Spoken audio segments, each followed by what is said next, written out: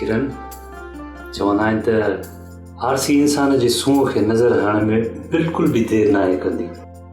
इन जे करे तूं बि हिन आरसी जी आॾो घटि टाइम बीहंदी कर।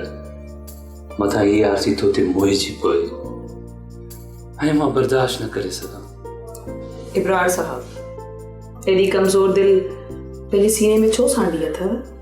किरण, तुंहिंजे हिन हुस्न जे आॾो पहाड़ पत्थर सभु पाणी थियो वञे, आउं त खसीस इंसान आहियां।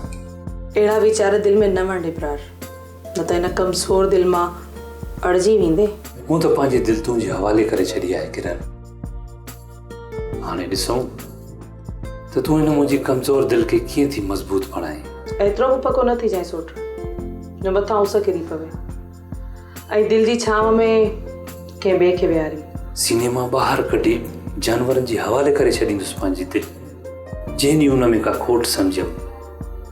किरण, हूअं बि मां पंहिंजी दिल तुंहिंजे हुस्न जे आॾो हाराए वेठो आहियां ऐं मोहबत में तूं हाकिम ऐं मां ग़ुलाम आहियां।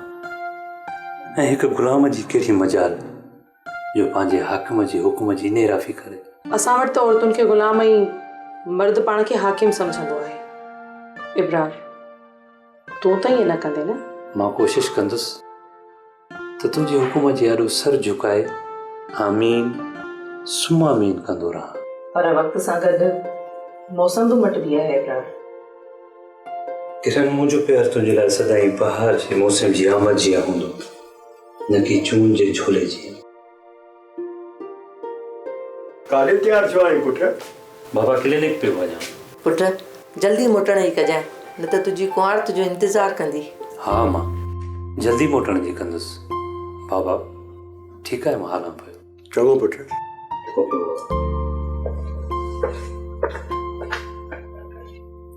धीअ, तूं हिन घर जी पहिरियां धीउ आहीं ऐं पोइ नुंहुं आहीं, मता पाण खे ओपरो सम्झो अथई। धीअ, मूंसां हिजाब न कजांइ, मूंखे पंहिंजी माउ सम्झजांइ। धीअ, मता पाण खे तूं अकेलो सम्झी, पहिरियों तूं मुंहिंजी धीअ ऐं नुंहुं पोइ आहीं। हीउ घर त हाणे तुंहिंजो आहे।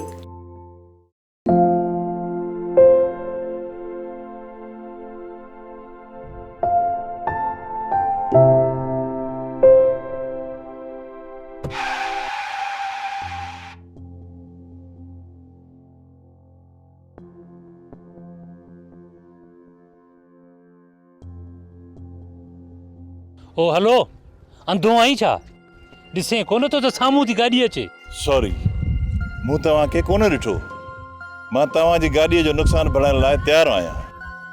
ये पंहिंजा पैसा पाण वटि संभाले रख मिस्टर, ऐं आईंदा पंहिंजी अखियुनि तां दौलत जी पटी लाहे पोइ गाॾी हलाईंदो कर। किथे ईअं न थिए जो तुंहिंजी इहा दौलत तुंहिंजे कयल गुनाहनि जो असालो ई न लाहे सघे। सॉरी, मां तव्हां खां वरी माफ़ी थो घुरां। मुंहिंजी तव्हां सां का दुश्मनी न आहे। मुंहिंजो बि त नुक़सानु थियो आहे। मां पंहिंजी ग़लती तस्लीम थो कयां। लॻे थो त दौलत जे नशे में धुत आहीं, या वरी शराब पी पोइ थो गाॾी हलाएं।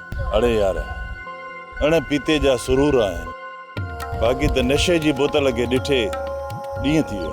बेवकूफ़।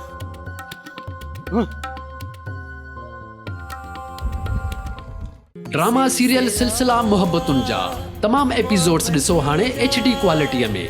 विज़िट करियो असांजो YouTube channel Sindh TV HD drama.